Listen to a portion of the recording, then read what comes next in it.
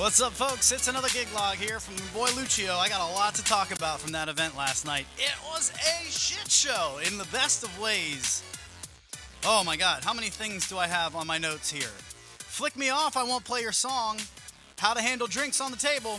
Leaving your table when people are hammered. What you can expect, and what's going to happen when somebody takes your spot trying to DJ at your booth in front of your stuff, and you got nobody to tell them, hey! Get out of here! Sit down! Can't do it. Can't yell at a crowd. You'll lose them right there. So you got to be careful about this stuff. Let's talk about it. I had 200 people from Radford University yesterday. I think they were maybe at most 24 years old. These kids threw the fuck down at this wedding, and it was so much fun. I had a blast with everybody, but these weddings are tough because you gotta really be careful. So, I want to talk about all the things that happened, how you can learn from them, and how you can take these facts and kind of put them into your own use in your own life, in your own mobile DJ business, because that's what we do here. I want to help you DJ differently. I got a radio professional background. Like, I don't DJ with turntables. I don't DJ scratching or mixing at all. None of it. I just go to run a really good show. When I run a radio show that's a national show for 130 radio stations live across the country, I don't have turntables. No radio board operator has turntables. You just have a mixer like this guy, and you're ready to go. And you've got multiple sources of audio. You got a microphone. You know how to use it. But when people are getting hammered, things happen. And so I wanted to talk about it. First of all, flick me off, and I don't play your song. That's the first note here. What are we doing? This is a gig log. I just did an event. Let's learn from it. Let's see if there's anything that we can talk about that you can take from it and put into your own business. Well, what happens when somebody is an asshole guest? I personally don't play their song. I won't play their song. If you flick me off in a way that's not joking, like if you just give me a, hey, where's my song? Play it next. No, where's my song? Okay, you're never getting it for the rest of the night. That's just how it is. That's how it is with me, and I don't lie about it. I also find that if you tell people, yeah, sure, it's coming, it's coming, and then you just never play it, they get really mad at you at the end of the night. I wouldn't do that. After she flicked me off, I literally told her, I was like, it's probably not going to work tonight. I'll find something for you, though. Don't worry about it. You're not going to get any input when you're very disrespectful. That's just first off. But you can't tell people who are drunk no in a way that makes you sound like a dick, because I heard this story from a coordinator that I work with just last night, and she had told me that there was a DJ a couple weeks ago where the crowd was drunk, and this drunk guest really just wanted this one request, and whether it didn't fit with the night or it was on the don't play list or whatever, the DJ was just like, no, I'm not going to do that. Well, the guest didn't like that, so the guest took his beer and he dumped it all over the DJ's laptop. I don't know. I don't know how to. I don't even know what I would do in that situation. I would lose my shit. However, that's on the DJ. You can't be doing that stuff. You can't make people feel like they don't matter, because when they're drunk, they're emotional. So even if you didn't mean to make them feel that way, you probably did, and it just set them over the edge. And now they're just going to dump beer on you, or go tell the bride that the DJ's an asshole. Stupid stuff like that. You've got to really be careful. Let's just talk about the things that happened last night that I had to manage. I think there was at least 5 broken glasses on the dance floor. I probably took 50 different drinks off of my table and immediately removed them off the table and onto the floor. That's my move. I'll tell you about that later. A couple fell into my table. Had to manage that. There was a pool of wine all around my table. So if there wasn't a linen covering the table, it would have been all up into the electronics. But people were spilling wine, literally just smashing into each other, and then wine just flies everywhere. So I made the linen skirt go real deep over the table so it would soak up anything that was coming towards it. That happened. There was a girl outside having sex on the table, and then I saw her also making out with like 4 different dudes at 4 different times. And she was the one that kept putting drinks on my table. I know she's blacked out. I'm like, dude, you can't argue with these people. So instead of doing that, what I do is I very clearly just take their drink and I put it on the ground. And then when they go, hey, where's my drink? I just point. I'm not a dick. I'm just right over there. Yeah, and there's like $7,000 of stuff here. You can't put alcohol here when you guys are all smashing into shit. You can't even walk straight. Why would you? You can't. There's no reasoning with people in that sense. So you just very clearly, boom, boom, put it away. Oh yeah, it's right there. Go get it. It's right there. No problem at all. And they're like, oh, my bad. I didn't realize that. I shouldn't have done that. No problem. It's just right over there.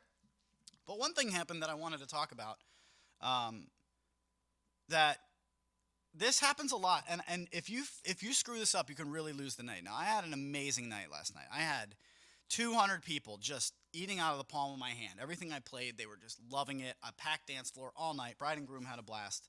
Everything.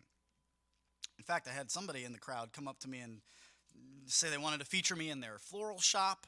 Other people are just asking for my info. Like, that's how you do it right. There's always somebody in the crowd that's kind of testing you. And she even said to me, this girl who I'd never met or anything, she said, I just wanted to come up and say, I think you're wonderful. I have a shop in a neighboring town.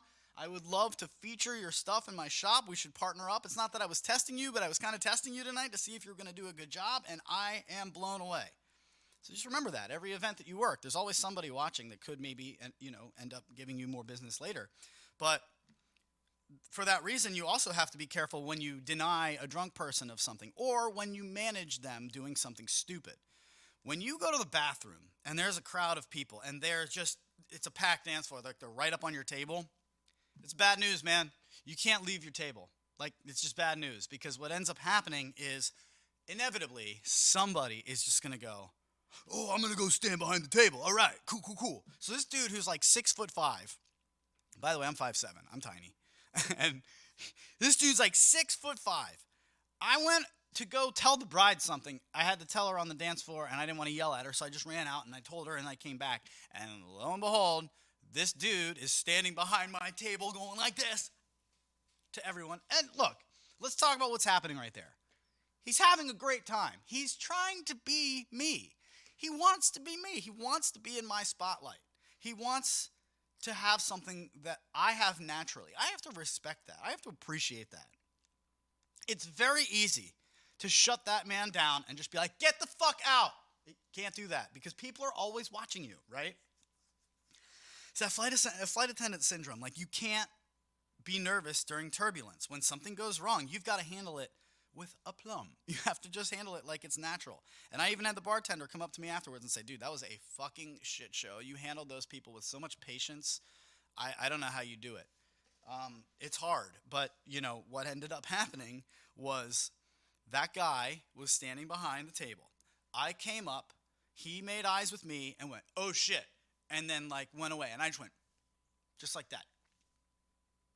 I made it very obvious for anybody who was watching that this is not okay. However, I didn't roast this dude. I didn't kick him out. I didn't yell at him. I just went, out of here, dude. Not okay.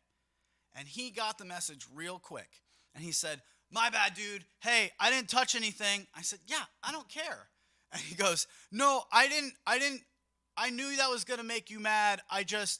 And then as he said that, you could tell, his sobriety kicking in, oh, if you knew it was going to make me mad, then why'd you do it? But I don't say that because I'm not going to argue with this person. I still want to win this person over. There's a chance that I can make this guy's night awesome. And I did. Here's how I did it. I went like this. Come on, man, out of here. And then he walked, he was like, oh shit. And I looked at him and I was just like, you're better than that, dude. And he felt so bad. He was like, dude, I didn't touch anything. I'm so sorry. I knew you were going to get mad. And then I realized I shouldn't have done that. I'm sorry. That's how it went in real time. He just had to think it through. And I let him think it through instead of yelling at him. And I said, hey, man, it's okay. It's okay. I'm not worried about you. I'm worried about everybody else seeing you do that and then thinking that it's okay to do that, which, by the way, ended up kind of happening. I mean, I had 4 or 5 girls dancing around me. I had 2 dudes come and grab me and start dancing on me, which is electric. It's really fun if you can manage that and do it right. But he felt so bad, and I knew that.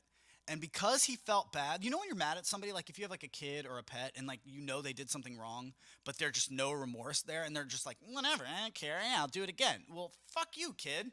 Fuck you, dog. But, if you could tell that the kid or the pet, obviously knows they did something wrong, and they're like, oh, I'm sorry, I didn't think about it. You're not going to pile on and kick them while they're down. You're going to be like, all right, it's okay.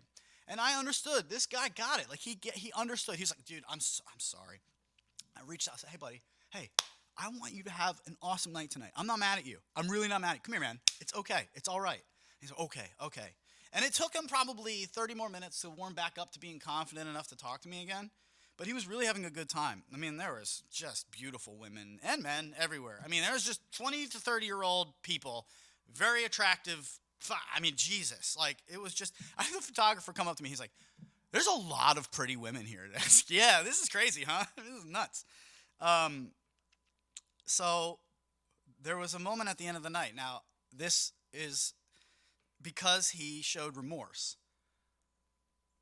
He actually was starting to have fun with me. He's like, yo, actually, I'll be your bouncer tonight, dude. I'll be your bouncer. I'm going to come fuck with you. I got It's cool.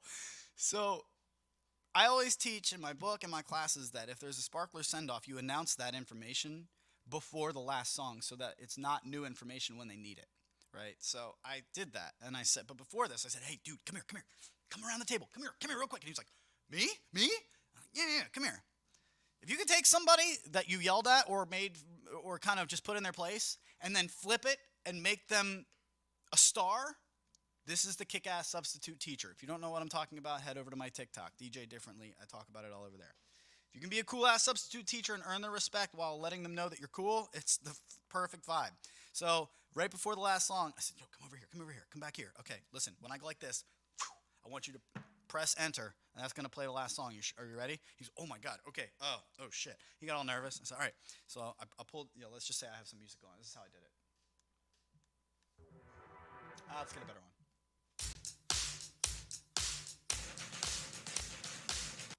All right, it went like this. This is the second to last song ending.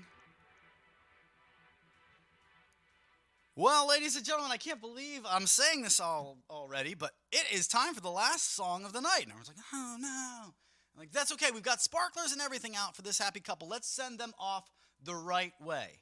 But first, it's time for the last song. And I said, hit it, dude. He pressed the button. The music comes on. Everybody's like, ow! And he's like, fuck yeah, dude. You're the best, dude. He's like grabbing on my shoulder. He's like, you're the best, man. Thank you so much. Thank you so much. I'm like, yeah, you got it, dude. Go out here and have a good time. Get out of here, man. All I did was let him press enter. Just like that. That's it. But I allowed him to have a good time. If you can show that you get it and that these people aren't just drunk assholes to you, man, they're going to embrace you. You know what it's like to be drunk? Just try to put yourself in that mindset.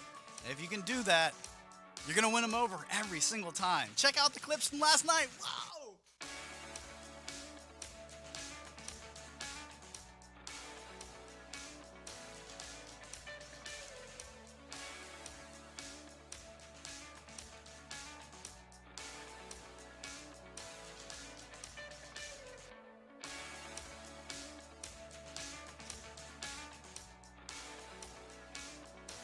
That does it for me, folks. Thank you again for hanging out on another gig log. Be careful with drunken people. You've got to manage them the right way. If I didn't do that, if I just cursed this guy out and kicked him out from behind my table, he would have gone home feeling like shit. Everybody else would have seen it. They wouldn't have had as much fun for the rest of the night. But instead, I used that as an opportunity to glue the night together, and at the end, it all just came into place. People were hugging me, offering me new jobs, more gigs, and the venue wants me to come back again, as always. You can do this too. I can show you how. Head over to freedomdj.com if you want to learn more. Good luck, y'all. Peace.